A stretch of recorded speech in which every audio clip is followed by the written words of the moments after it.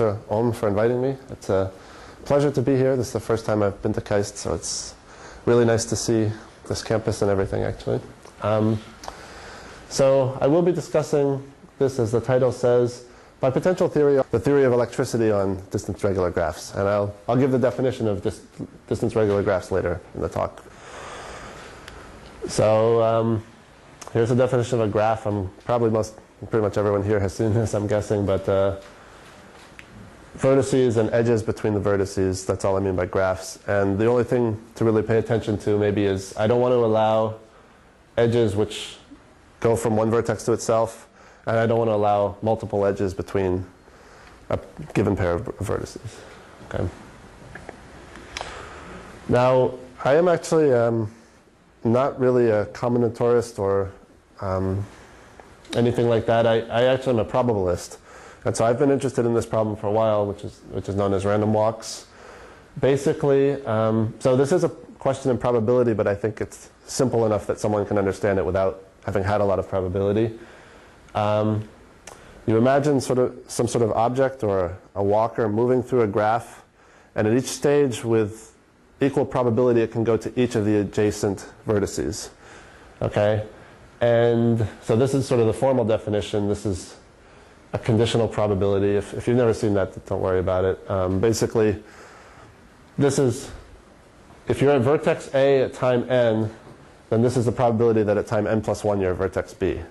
And that's just 1 over the degree of the vertex. So you have equal probability of going in each direction. And there's no memory to this process. It doesn't remember where it's been. So let's say it's here and it comes here one step. The next step it's equally likely to go back as it is to go to any of the other vertices. Okay, so here I have just sort of an illustration of this.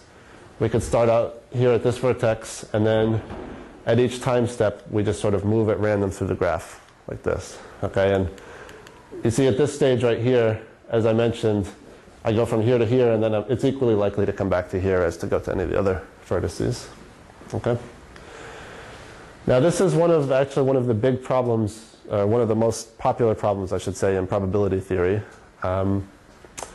Many hundreds, thousands of papers have been written. Well, maybe thousands is an exaggeration, but hundreds certainly. Yeah, maybe 1,000 or something, I don't know. So here's just to give you an idea, some of the sort of questions that probabilists look at. These are actually some of the very most basic questions that we would look at. There actually are a lot more complicated ones that people also study. But so to begin with, on a finite graph, we have two subsets of vertices, and we start the random walk somewhere else. What's the probability of hitting this subset before we hit this subset? And you can study that as a function on various vertices. What is the expected amount of time until you've gone to every site? That's called the cover time.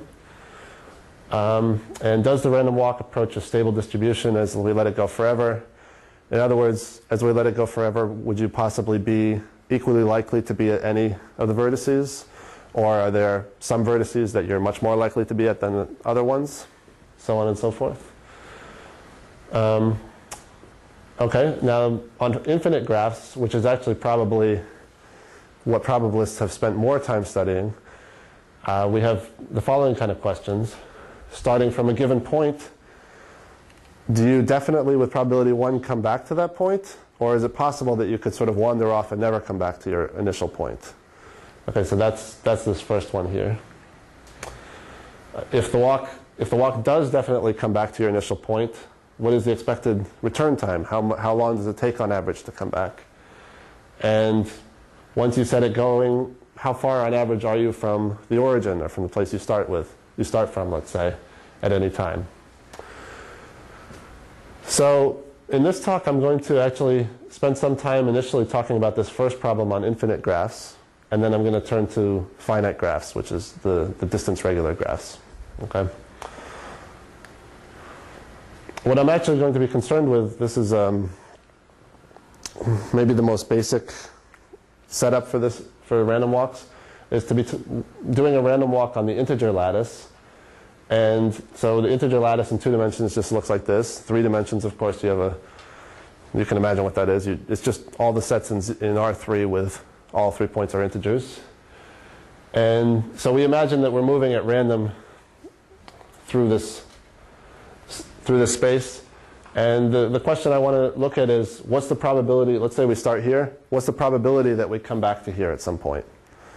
Certainly there's some positive probability because we could just go here and then come right back, so at least there's a probability 1/4. Now, is there some positive probability that you wander off forever, or with probability 1 do you always have to come back? So that's what I say here. Must a random walk return to starting point with probability 1? Okay. So this is the main theorem, which I find to be a beautiful theorem, that random walk is recurrent in these 2 dimensions and transient for n bigger than or equal to 3. Recurrent means comes back where you started from with probability 1. Transient means you could walk off and never come back with a positive probability. So the sort of joking way of remembering this theorem or something is to say that if a drunk man, let's say, is walking around in the streets of Seoul, just at random, going through different roads, he'll always find his way back to his hotel or whatever it is. But if somehow you get a bird drunk and it's flying around in 3 dimensions, it might never come back to its home. Okay? Or a fish. I don't know which is better, a bird or a fish. The unfortunate part for the drunk man walking around in Seoul, though, is that the expected amount of time for him to get home is infinite. So, so he will find his way home if he can wait forever, basically. So I'm going to give basically a proof of this theorem. I won't omit many details. I might skim over a few details, basically, using the concept of electric resistance on graphs. Okay, and that's really the sort of heart of this talk. Okay. So now, probably people when they were in high school and whatnot, or I don't know, whenever, have looked at, you have a circuit of some sort, which you can think of as a graph. You have various resistances, and then you have various nodes. And you have a battery, let's say, attached to 2 separate points, and then you can sort of let the current flow through the circuit, through the graph. You can measure the voltage at various points, and you can tell how much current is going through at any point. And that's what we're going to do. We're going to treat our graphs as if they're a circuit. On each edge, we have a resistance of 1. Okay, we're going to attach a battery to 2 different points, and we're going to let the current flow through the graph. And when that happens, these are the 2 primary laws. These are physical laws that tell you how the electricity is going to behave. So the first one is Ohm's law, which is voltage equals current times resistance. Okay, so when you have a voltage difference, a battery puts a voltage difference. Let's say a 1-volt battery will put a voltage difference of 1. That will be equal to the current that flows through the circuit times the resistance of the circuit. Okay, and then the second law, which is called Kirchhoff's current law, says that essentially electricity doesn't accumulate anywhere except you have the point where the 2 points where the batteries are attached, where the battery is attached. Electricity comes out of one of those points and goes to the other point. Other than that, it doesn't accumulate anywhere. So the amount of electricity flowing into any point is equal to the amount flowing out of that same point, except to the 2 points where the battery is attached. Okay, so I'm going to give an example here that I hope will make it more clear. So here's our initial graph, our practice graph. We take a battery that's a 1-volt battery, and we attach it to these 2 points. Okay, so that gives a voltage of 0 here and a voltage of 1 here. Now, the current is going to flow through the graph. And the previous 2 laws that I put up here basically tell you that the voltage at any point has to satisfy this property, which is that the voltage at this point has to be equal to the average of the 3 neighboring points. Okay? And so in this case, the voltage here is the average of these 2 points. And you can check that at every point, the voltage is the average of the surrounding points. This one's particularly easy to check because it's just 0 and 1. But that's true of every point except for the 2 points where the battery is attached. Okay?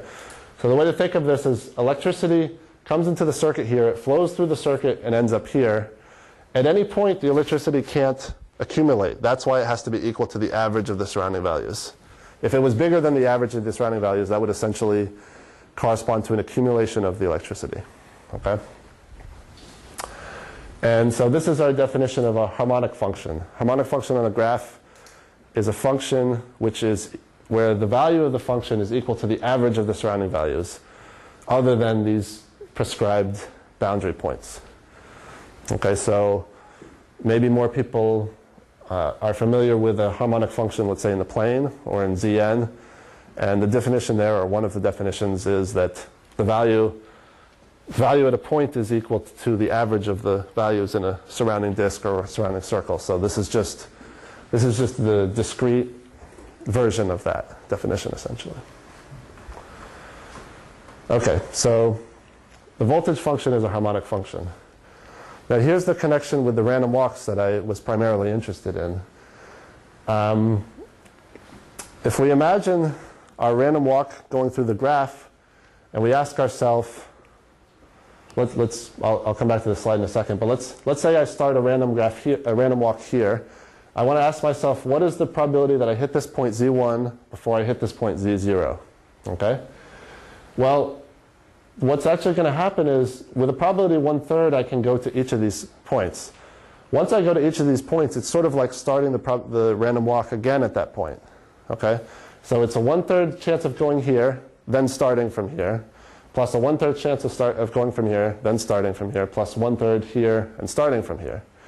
The conclusion is that if these are considered as probabilities of hitting this point before this point, the value of that probability at this point should be equal to the average of the 3 surrounding values. Okay? So that's what I say on this slide right here. The probability of starting at the point z, this is the notation we use. The subscript of the z denotes that we're starting the random walk at a point z. The probability that we hit some vertex v1 before hitting v0 will satisfy this equation. Okay? I guess it should be v1 before v0 in every answer. T1. Oh yes, that's a typo. Thank you. Sorry about that. Yeah, these should all be v. Actually, what do I call them z1 and z0 here, so maybe it should be z1 and z0 all the way across. But yeah, you're right. Sorry. I should fix that. Right? So these are the probabilities. This is the probability of moving from z to x1. And this is the probability of moving from z to xd. And then from that point, it's like starting the random walk again at that point. Okay, so I hope that's clear. And let's see. So the conclusion is that this probability function, p sub z, which I'm also sort of abbreviating as a shorthand of g of z, also should be a harmonic function, just like the voltage function was. Okay? And it also should be 1 here and 0 here, for obvious reasons. Because if you start here, you're obviously hitting this one first. Right? And now there's a principle which is quite easy to prove, but I won't here, which says that with given boundary values, there's exactly one harmonic function. Okay, so there's a uniqueness principle, you can think of it as like that. So that tells you actually that this probability function is exactly the same as the voltage function. Okay, so that's the connection between electricity on one hand and the random walk on the other hand. The connection is that they both give rise to harmonic functions. Okay. Now, so the effect, okay. So I've said that across each edge here we have a resistance of 1. Okay. Now we set this up as we've had it, and we let the electricity run from here to here. Now we want to know essentially what is the resistance of this whole circuit. Okay. So we use again Ohm's law, which tells us that voltage is proportional to both current and resistance. And we say, okay, if we run the current from here to here, the overall resistance between these 2 points should be we have a voltage of 1, so the resistance should essentially be 1 over the current that's flowing through. Okay? Now the way to measure the current that's flowing through is you can measure the current that's flowing here because it's just the difference of these two values, and the current that's flowing here, it's the difference of these two values, and the current flowing here. Or equivalently, you can measure the current flowing into 0 here, whichever is easier. Okay? So in this case, it's the reciprocal of the amount of current flowing is the effective resistance. So that tells you essentially what is the resistance of the whole graph between these 2 points. And in this case, you can see if we go to this point, from here to here, there's 165 over 286 difference. From here to here, there's a half, which is 143 over 286. You add those, you get 308 over 286. And then you take the reciprocal, and that gives you the resistance of the whole graph. So in this case, it's actually less than 1, which tells you it's easier for electricity to go from here to here than it would be just through one edge between 2 points. It's a little bit easier. Okay? It could certainly be, probably if I had taken these 2 points, the resistance would be above 1. Okay, that tells you that these 2 points are... What's that? Then it would be 2. It would be 2? Not quite. Well, these might affect it, but you're in the ballpark. It's close to 2. Okay. Okay, well, I just want to say, so this basically gives a way of measuring distances between 2 points on a graph. It gives us a metric on the graph, and you can show it actually is a metric. It satisfies the triangle inequality, and so on and so forth. And to me, this is a very natural metric. I don't know how graph theorists think, but how graph theorists feel about it, but to me it's a very natural metric because you're sort of taking into account all possible ways of getting between these 2 points. If you just look at, say, the distance between the 2 points, it's 2. But that doesn't take into account that there are lots of ways to get there. Okay, so this electrical resistance sort of takes into account all the ways, but the longer ways actually don't count as much as the shorter ways. Okay, that's sort of the way it works. So I gave some very simple examples to give you some intuition of what some sort of possible resistances are. And this might be familiar again, since if people took I saw this in high school. Maybe other people did too, I'm guessing. I don't know. When you have resistances in series, where you just line them up on top of each other, the resistance between these 2 points will be 3. Okay? It's very easy to just, the harmonic function is 0, 1/3, 2/3, 1. And then the amount of current is going from 0 to 1/3, so the amount of current flowing through is just 1/3. And therefore the resistance is 3. Okay? And resistances in parallel satisfy this sort of reciprocal equation.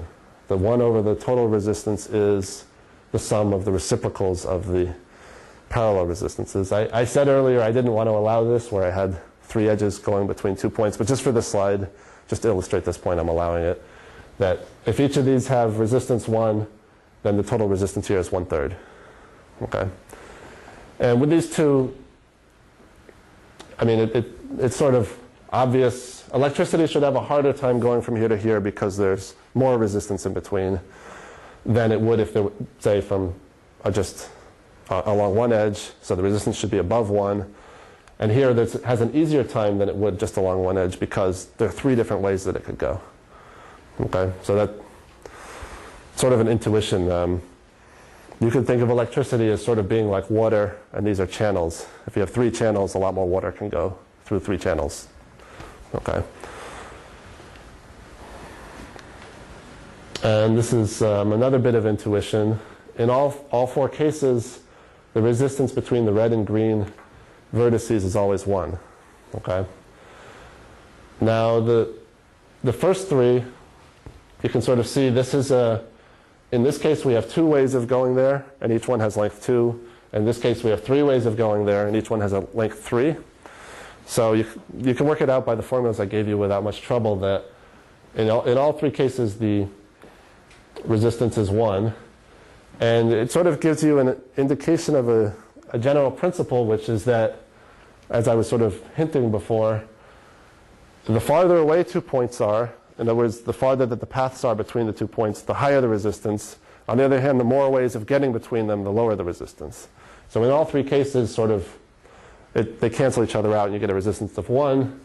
This case is certainly a little bit different because you have, it seems like 3 main routes of getting there, and yet the 3 routes are different lengths. And then you also have these ones coming in like this, which affect it somehow. It's not really clear. So in this case, you can't really use the intuitive argument that I had before. You actually have to work out the harmonic function here. You have to work out the harmonic function, and then you can see how much current is flowing into the graph. And in this case, it's not too hard to work out the harmonic function because you have symmetry here. So if this is a 0 and this is a 1, this has to be a half, and this does, and this does. So those 3 are a half, and then you can sort of work it out from there what the other ones have to be. And it works out to be the correct answer. Okay. But even if you just use the intuition, this one has length a half, length 2, this has length 4, and this has length 6, right? So it's going to be sort of close to a fourth plus a half plus a sixth, and then 1 over that. And a half plus a fourth plus a sixth is pretty close to 1, so 1 over that should be pretty close to 1. And then these ones here are what sort of change it just a little bit to make it exactly 1, for what it's worth.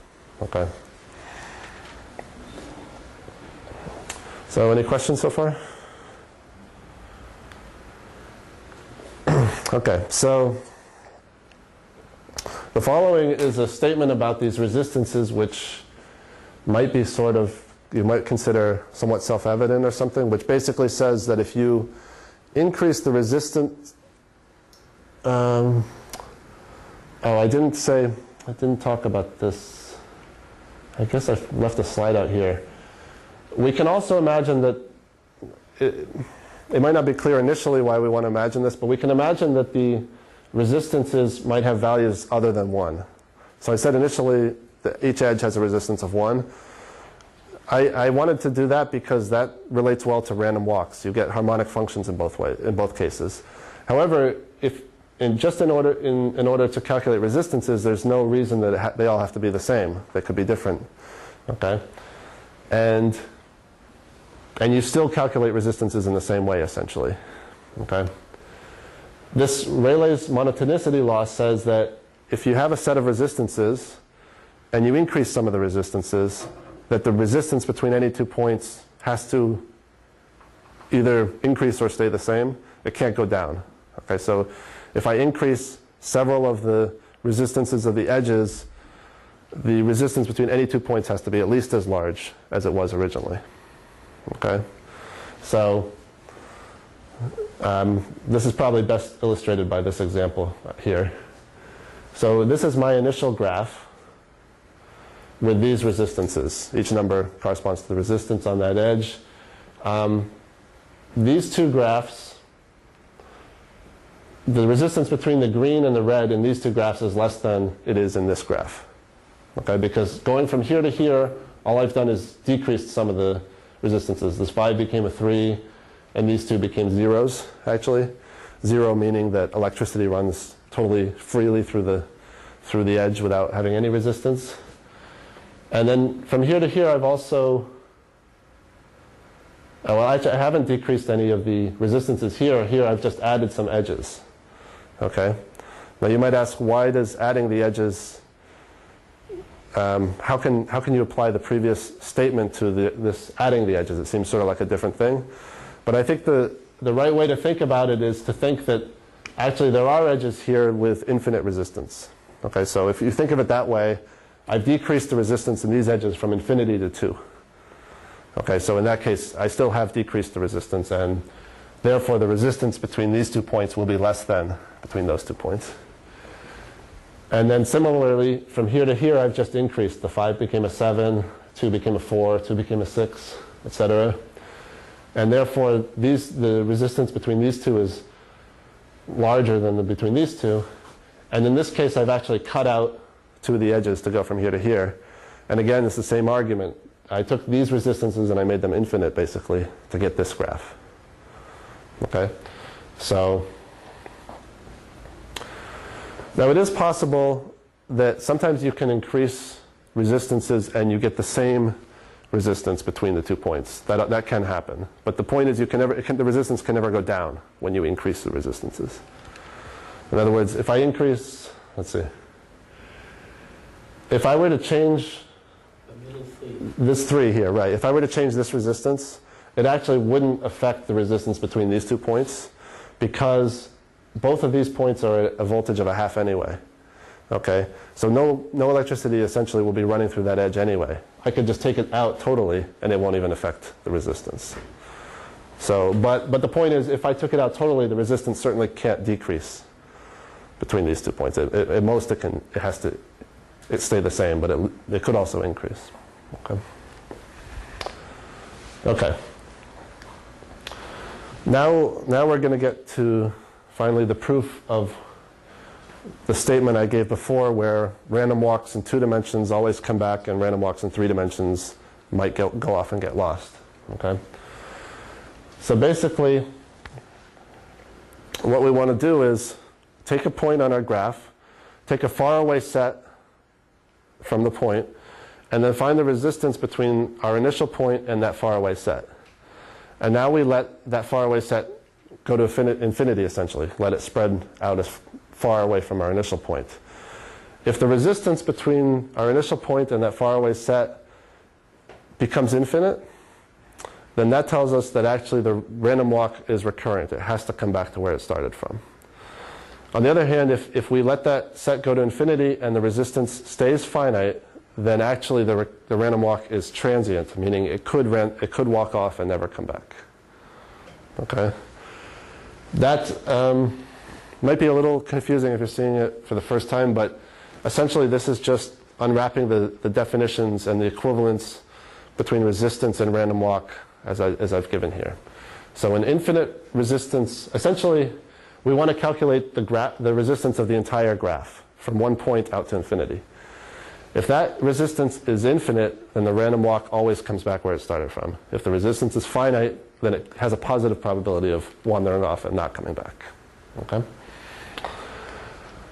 So we want to study the random walk on the integer lattice, so we need to find the resistance essentially of the integer lattice. Okay? So the easiest one, of course, is z1. So we take our initial point 0 and we take these 2 points, some sort of faraway point for some large n. And now we want to find the resistance between this point and these 2 faraway points. Now what we can do is, because in order to find the resistance, we should set a voltage of 0 here and a voltage of 1 here. So if we have a 1 here and a 1 here, they have the same voltage. It means we can actually identify these 2 points without changing anything. Or if you like, we can add another edge from here to here without changing anything because no electricity will run through it. So if we do that, we get this picture here. I've just identified these 2 points.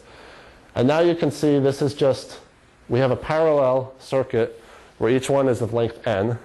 So each length here, each half of it has resistance n, and then we add them in parallel, you get n over 2. Okay, and so the resistance is n over 2. And clearly, as we let n go to infinity, that clearly goes to infinity.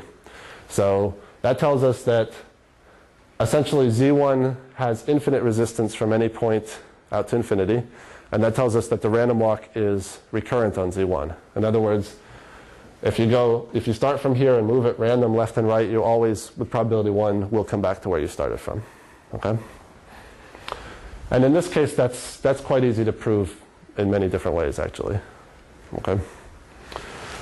And z2 is when this, I would say, you're proving something much more difficult, and it's really an elegant proof in z2. The z1 proof, there are plenty of easy proofs, but this is actually kind of a non-trivial statement and a really nice proof of it.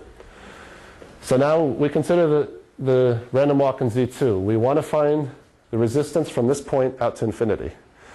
What we can actually do is define our sets to be these squares. So here I have this to be f1, and then this next one is f2, etc. Now what we do is we actually change the resistance so that it's 0 along each of these edges. Okay? So each one of these colored edges has a 0 resistance. So by the monotonicity principle, this can only lower the resistance from 0 to infinity. Okay? So when we do that, if we lower the resistance, and then if we can show that the resistance from 0 to infinity is still infinite, that means that our initial resistance had to be infinity to begin with. And that would tell us that the random walk is recurrent. Okay? The resistance 0 is equivalent to saying that you identify those vertices? Yeah, that's right. That's right. If you want to think of it as a physical, like this is really a physical graph, think of it as like a copper wire between these. Electricity will run freely. And yeah, you can think of it then it's all one vertex now. This whole set is one vertex basically. And that's exactly what this picture is saying. We're now collapsing the set F1 and F2 into a single vertex. Now if you count the number of edges between 0 and the first set, you have 4 edges. Between the first set and the second set, you have 12 edges. 1, 2, 3 times 4 all the way around. Okay. Now you can work out the formula. It's going to be this. The number of edges between F sub n minus 1 and Fn is 4 times 2n minus 1. Okay? So we basically have this picture now. It's now a series where each intermediate one is a parallel, and the number of edges between each of these is basically 4 times 2n minus 1. So the resistance between this one and this one is 1/4, 1/12. Next one would be like 1/20th, and so on. And so the total resistance from 0 to infinity is just the sum of those, which is this right here. Well, okay, from 0 to F sub capital N is this. And now, of course, we let capital N go to infinity. We get this sum out to infinity, which diverges is the harmonic sum. Okay? So that tells us that even with these identifications, even when we make these resistances to be 0, the resistance to infinity is still infinite. And therefore, the resistance of the whole Z2 must be infinite. And that tells us that the random walk is recurrent. Okay? So that's the first two parts of this. And now Z3. Okay, so remember we're trying to show that the resistance, essentially the total resistance of Z1 and Z2 was infinite. Therefore, the random walk is recurrent. However, I said on Z3, random walk should be transient. It should be able to walk off forever. And that tells us that the total resistance of Z3 has to be finite. Okay? Now, for Z2, we lowered the resistance and showed it was still infinite. But now if we were to lower the resistance and show that it was finite, that argument wouldn't work because maybe it was infinite and then we lowered it and now it's finite. That doesn't show that the original one was finite. But what we can do is we can cut edges, and that will only increase the resistance. And if we can show that that our new graph with edges cut still has finite resistance, then that tells us that Z3 initially itself has finite resistance. Okay? And another way to think of cutting edges would be to think of embedding or looking at a subgraph of Z3 or embedding some other graph into Z3 where the other graph we can show has finite resistance. Okay? Now it turns out that this graph right here, which is a tree, at each stage we split into 3 sort of branches. What's the terminology? 3 branches? I'm sorry, I'm not a graph theorist. So if it's a tree and you split, then it becomes branches or leaves? It's okay. Okay, branches, okay. So at each stage at each stage we split into 3 branches, and then the length of each branch doubles each time. So here it's just 1, here it's 2, here it's 4. Next one, of course, would be 8, 16, so on. You can show without too much trouble that the resistance from this to infinity, you basically have a geometric sum. You're splitting into 3, but each one is twice as long. It's basically 1 plus 2/3 plus 4/9, etc. So you can show in that way that the resistance of this tree is finite from this point out to infinity. And now we can show that we can essentially embed this tree into Z3. It's actually not a true embedding in that there are some vertices. Well, I'll show how we embed it actually, and then I'll explain that last part. So we start with this. Okay. Now at each of these 3 points, we add 2 in each direction. So this is the z-axis, x-axis, and y-axis like this.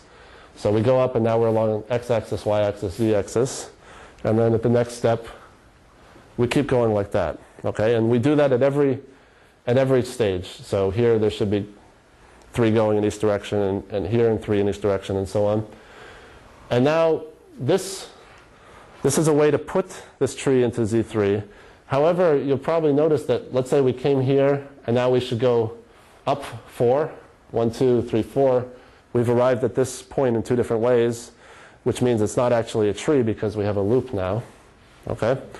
But you can show through a very basic argument that actually, if we do put it into Z3 in this way, the resistance is exactly the same as the tree on the previous page, because you're identifying points that are always the same distance from our original point. So, in other words, if you look at it this way, I would only be identifying, let's say, these 3 points. But if I have a voltage of 1 all the way around the outside and a voltage of 0 here, then the voltage of these 3 points is going to be the same anyway. So just identifying them isn't going to change anything because they're at the same voltage anyway. Okay? And so therefore, putting it into Z3 in this way, we're going to find a proper subgraph of Z3 which has finite resistance. Therefore, Z3 itself has finite resistance. Therefore, through everything that I've discussed, a random walk with positive probability will wander off and never come back. Okay? Does that make sense? Okay. Okay, so that's the first part of the talk. That's some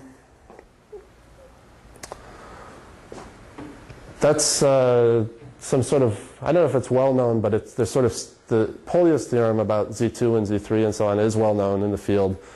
This sort of proof of it may not be as well known, but it's still been known for a while. And I sort of wanted to present this because I think it's very nice, and also to give some motivation of the part later, which is going to involve some current work that I'm doing with Professor Jacobus Kulin at POSTECH, and as well as one of his grad students. So that's going to be the second part of the talk. Okay, so I was interested in trying to apply some of these techniques of electric resistance and whatnot to studying random walks on finite graphs. Studying some of the problems that I put up initially, say, what is the expected amount of time before you cover the whole graph, before you hit every point, things like that. Now for just sort of arbitrary graphs, arbitrary finite graphs, it's hard to say, well, there are some things you can say definitely, but in general it's quite hard to construct harmonic functions. It's quite hard to know what the harmonic functions are. So you can do a lot better if there's, as I say here, for arbitrary graphs, this is a very difficult problem.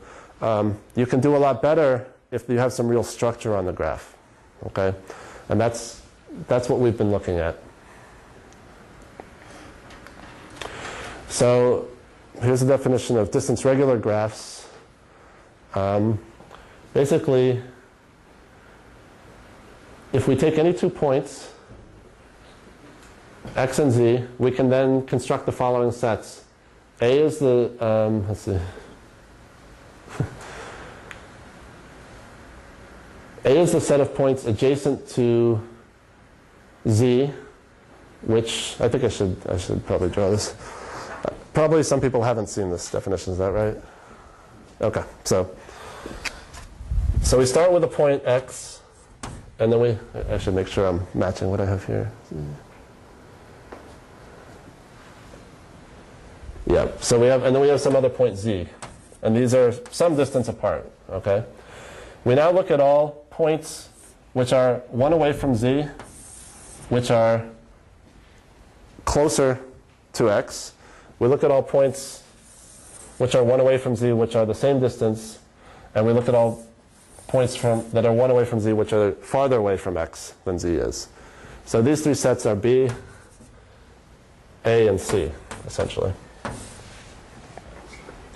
Okay? So in other words, if this distance right here is, let's just call this distance d, then the distance from x into any point in B is d minus 1. The distance to any point in A is d, and the distance to any point in C is d plus 1. Okay? Now if we divide it up into these three sets, a graph being distance regular would be that the size of these three sets depends only on the distance between the 2 points. So any 2 points of the same distance apart gives you the same size of these 3 sets. Okay? Now, I guess since people are, I guess I thought I was going to be speaking to people who knew more about this than I do, but I guess it's probably not the case, so maybe I should say a little bit more. There's another notion called distance transitive. So, oops.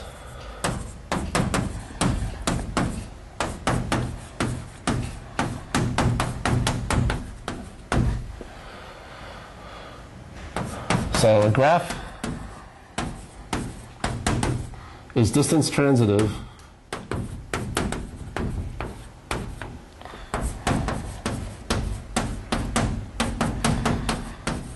if given x1 comma z1, x2 comma z2 with the distance between x1 and z1 equal to the distance between x2 and z2. So if we have two pairs of equally distant points in a graph, then there exists an automorphism of the graph.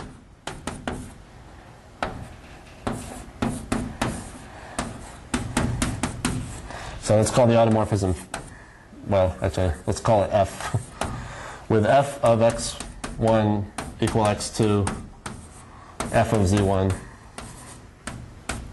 equals z2. Okay, so that's a very regular type of graph. Any 2 pairs of points that are equal distance apart can be mapped by an automorphism of the graph onto each other. This implies distance regular. The reverse is not true, but if it helps you just to visualize this a little bit, it's okay just to think of distance transitive for the purposes of this talk. Okay. Distance regular is sort of a generalization of distance transitive, but many of the examples which are distance regular, many of the simple examples of which are distance regular, are also distance transitive. Okay, so it's okay to think of this if you want.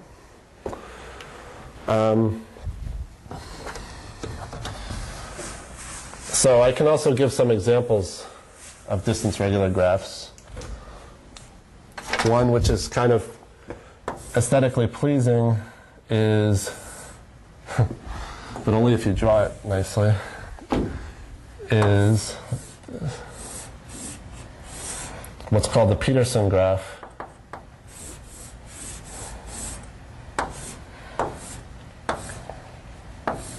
That's a distance regular graph of degree 3.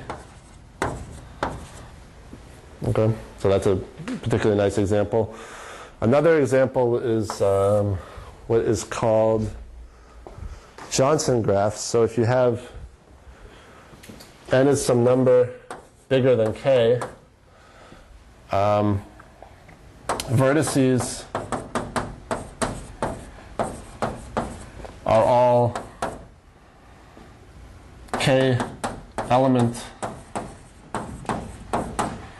subsets of 1 up to n with x adjacent to y if and only if the size of the intersection of the two subsets, well, that must be k minus 1, right?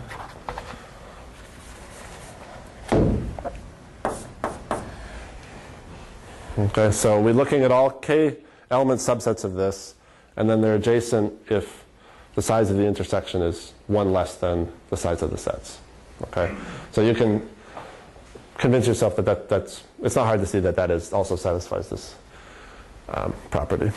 Okay, and there are a number of other kind of families of distance regular graphs that can be constructed in some sort of regular way like that. Okay, so this is a family of graphs that has a lot of structure, which is why we're able to do calculations on it. Okay, so what I say here, this was originally, as far as I can tell, discovered by Norman Biggs, that we can actually explicitly write down, no, wait a minute, did I say? Okay, so these lowercase bi, ai, and ci is the size of these three sets given 2 points that are distance I apart. Okay? So for each I less than or equal to the diameter of the graph, we have these three numbers, bi, ai, ci. Okay? Now, Norman Biggs, so for any distance regular graph, you can give this is called the intersection array. This is just the list of those numbers of the size of the sets. Okay? And we actually don't need to give, in this case I have bi, ai, ci. We don't need to give the ai's because distance regular graphs are certainly regular. That's an immediate consequence of the definition. So ai is always just k, the degree of the graph, minus bi minus ci. Okay, so we can, if we write down the values of all these b's and all these c's, it turns out that gives us, it gives us a lot of information about the graph. It tells us how the graph is growing, essentially. Now, Biggs noticed that if you define these numbers phi I recursively by this formula, okay, the first one is just one less than the number of vertices. The second one is this, where again k is the degree of the graph. Then we can form a harmonic function. Okay. Now here's the way to look at it. Let's suppose we have two vertices u and v which are adjacent to each other. Okay. Now I can split the graph up into all of these sets. What this notation means is this is the set of elements which are 1 away from v and 2 away from u. Okay? So in other words, to get from a point here to u, we travel like this. Or I guess we can travel like this as well. Okay? And this is the set of elements that is 1 away from both u and v, and so on and so forth. Okay? I don't know if people have used these kind of diagrams much. So we can uniquely partition the graph up like this. Okay, given any two initial points which are adjacent, u and v. Now if I take the phis that were defined on the previous page, and I define a function on the vertices of the graphs, which is phi0 here, and then on this set it's negative phi1, and so on here, and then it's 0 on all these middle sets, and then it's the positive values on the top sets. It turns out it's a nice calculation, not too hard. It turns out that this function is actually harmonic on the graph. Okay? And that this is the right way to generate a harmonic function on the graph by this sort of strange looking formula. Okay? And now if we want to, we can just divide everything by phi0, and then this would be a -1 and that would be a 1. It would still be a harmonic function. So we can get any harmonic function we want with whatever values we want at these 2 points. Okay, so I could, just by dividing and adding, I could make this a 0 and this a 1. And then we'd be right back in our setup from the previous stuff. Okay. Now, if u and v are not adjacent, we can actually still construct the harmonic function explicitly by basically adding several copies of this original function. So if we have two vertices that are 3 apart, I basically, for each pair of adjacent vertices, I define this function. And then I add them like this. This is one copy of the function by color. This is the second copy. This is the third copy. And when I add them, it turns out that even though this function right here is not harmonic at these 2 points, and this function is not harmonic at these 2 points, you get some cancellation here. It turns out the resulting function is harmonic here. And it also is harmonic here. The only 2 points it's not harmonic on is u and v. So in that way, we can construct a harmonic function on the whole graph other than these 2 points, just like we did with, I should say, it's a function on the whole graph. It's harmonic on every point except these 2, what are considered the boundary points. Okay? Just like we did on this, in this case. This function is not harmonic at these 2 points, but it's harmonic everywhere else. I could also mention you can't have a function which is harmonic at every point on the graph. Well, if you do, it's a constant function, because that's not hard to show. Well, you can show that harmonic functions, just like in the sort of continuous case, they can't have local minimums and they can't have local maximums. So if you have a harmonic function, we have a function which is harmonic everywhere on the graph, whatever the maximum would obviously be a local maximum. And that can't happen unless the function's a constant. So,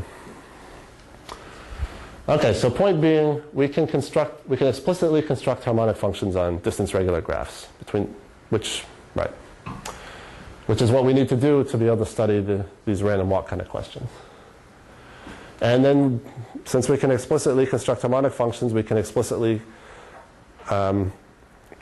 evaluate the resistance between any pair of points. And this is what it is. Whatever the resistance is J, it's the sum of these phis, these sort of potentials phis, and divided by the number of vertices times the degree. Okay, so there's a nice explicit formula, which is in contrast to the general case when you really just sort of have to, well, in a general graph, there's not that much you can say. But in distance regular graphs, we actually have an explicit formula. Now a question which Norman Biggs raised, was whether there's some sort of uniform bound on resistances between 2 points on distance regular graphs. Now I think his logic was that distance regular graphs spread out sort of very rapidly. So even if 2 points are far apart in distance regular graphs, you might think that there are many different ways of getting between them. So it might seem that the resistances actually will stay bounded. Even if the points are very far away, the resistance could be less than 2 or something like that. Okay, and so that's Biggs's conjecture. If we let Ri be the resistance between any 2 points of distance I in a distance regular graph, he conjectured that the largest resistance between any 2 points, which is Rd, the points which are of distance d apart from each other, is going to be less than double the resistance of points that are adjacent to each other. And the resistance between points that are adjacent to each other is at most 1, because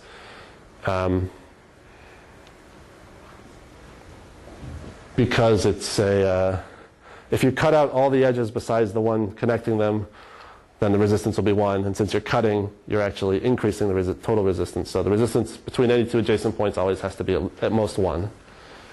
So this conjecture would imply that the largest resistance between any 2 points on a distance regular graph is less than 2. Okay?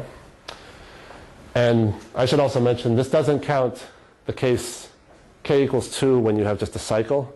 It's a trivial case, but this fails for that case. Okay, so k, like a cycle or a polygon, if you want to look at it that way, is a distance regular graph by the definition, but trivially the resistance between any 2 faraway points will go to infinity, actually, as you let the polygon get bigger and bigger. So we're not counting that case. Okay, and Jacobus, Coulon, and I at POSTECH were able to prove this, actually. And so if you're interested in reading the proof, it's in this paper, which was recently published. And basically, we found the 4 worst distance regular graphs, because there's a large theory of these graphs in which people have analyzed many cases and classified many of them and things like that. And so, and many of these graphs have names. Okay, so I gave this talk to a bunch of algebraic combinatorists, and they would have known what these graphs are. I don't know if everybody here knows. I certainly don't know what all these graphs are, but These are the 4 worst distance regular graphs.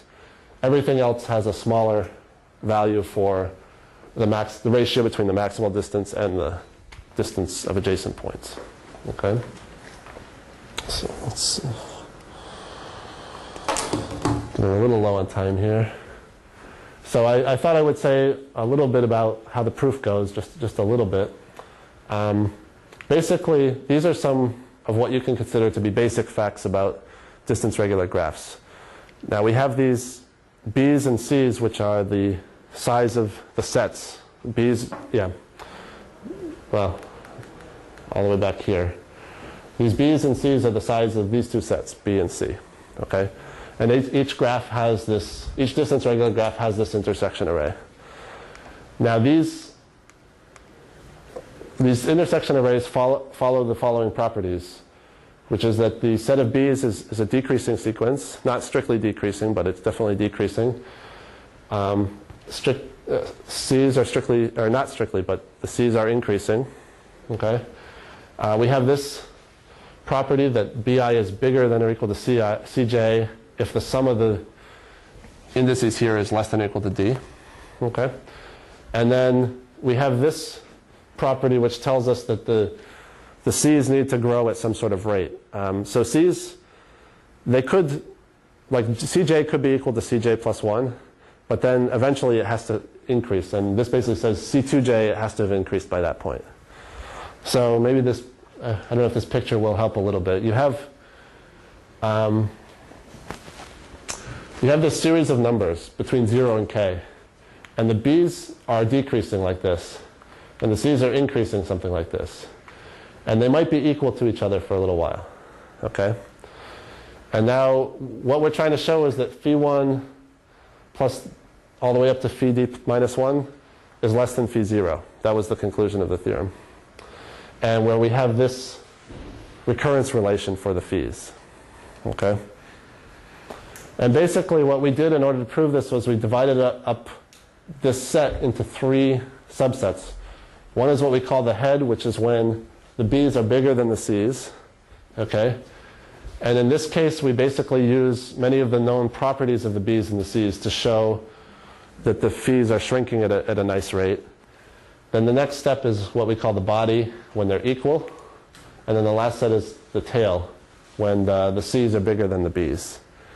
And essentially on these 3 parts of the intersection array, we had to use different techniques for each of the 3 parts, essentially.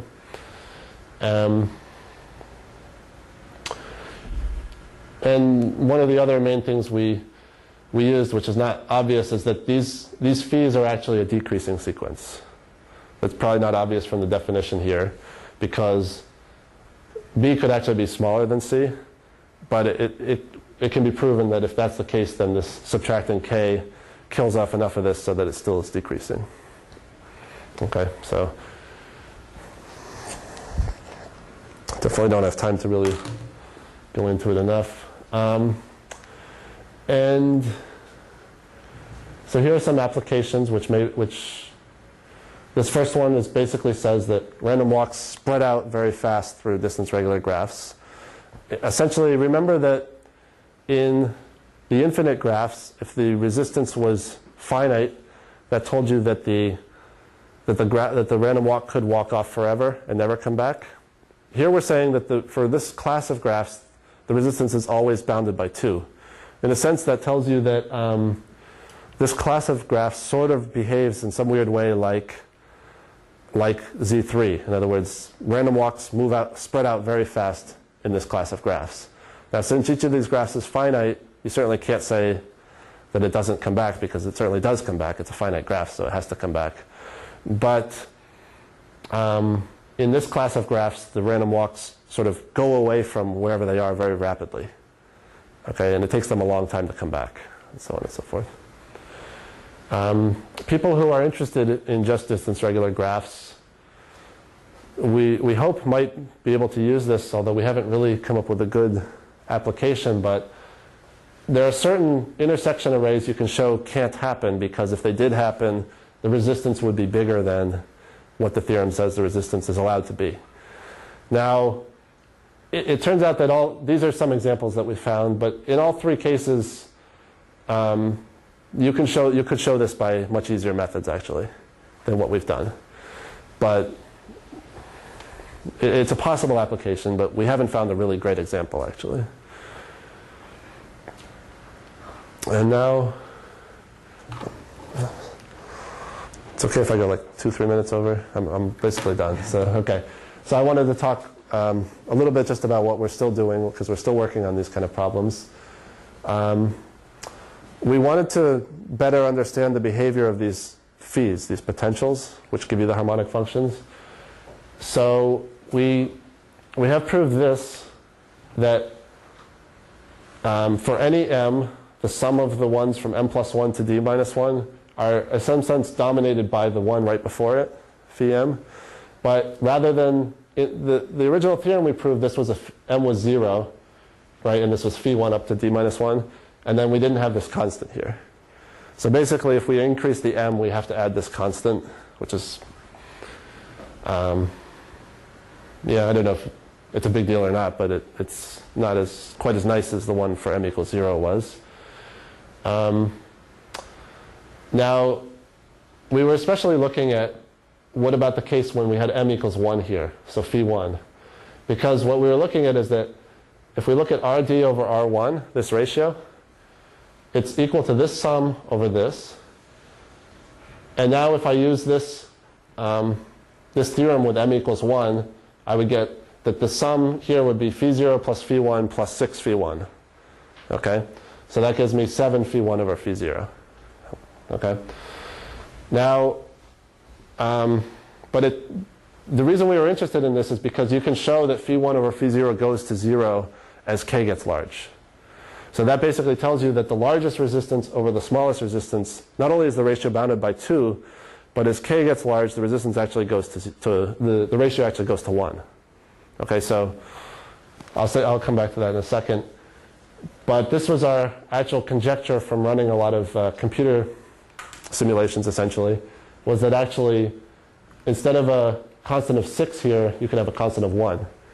And we're really close to proof. In fact, yesterday we made some more progress. I think it's done basically actually. But I shouldn't say it's done because maybe we have a mistake somewhere. But points are almost all equidistant from each other with respect to this resistance metric. Okay, the farthest distance is basically just the same as the closest distance. So almost all points are equidistant on a distance regular graph. Even though, according to the normal distance metric, they could be 100 away from each other. According to the electric resistance metric, they're all basically the same distance from each other. And that means that if you want to start a random walk and you want to hit some other point, you say, like, my goal is to start here and hit some other point. It doesn't actually matter where you start the random walk. It's going to take just as long to hit it, even if you start it as an adjacent point, as it will if you start at 100 points away. It's basically a random walk. We'll get there almost just as fast even if you start it far away as if you start it close. Okay, so that's what I say here. All points are more or less equidistant in terms of the electric resistance metric for distance regular graphs of high degree. And we were initially hoping that maybe this was true, that phi m always sort of dominates the later phis, but it turns out not to be true because there's an example here where phi 4 plus phi 5 plus phi 6 is bigger than phi 3. Okay? But we still conjecture that maybe there's a universal constant. Here I had 3m plus 3 before, so we think that maybe k equals 2 would be good enough. We're not sure, but that's our guess. But we don't really have any clue how to prove this actually at this point. And okay, so that's it. This just wanted to give some references. This is a book that contains everything about Z1, Z2, Z3 that was in the early part of the talk. This is really a beautiful book actually, one of my favorites. And it's you can read it like in a day or something. It's short, very, very readable, very nice little book. And these are two papers by Biggs, in which he states the conjecture, and he also states a lot of related stuff. This one right here is just about distance regular graphs, and this deals with this conjecture and things like that. This one is much more general and deals with lots of other problems. So if people if people are interested but don't want to concentrate on distance regular graphs, then this is a really nice place to start, actually. So, and all three of these are highly recommended. And yeah, so that's it. So thank you.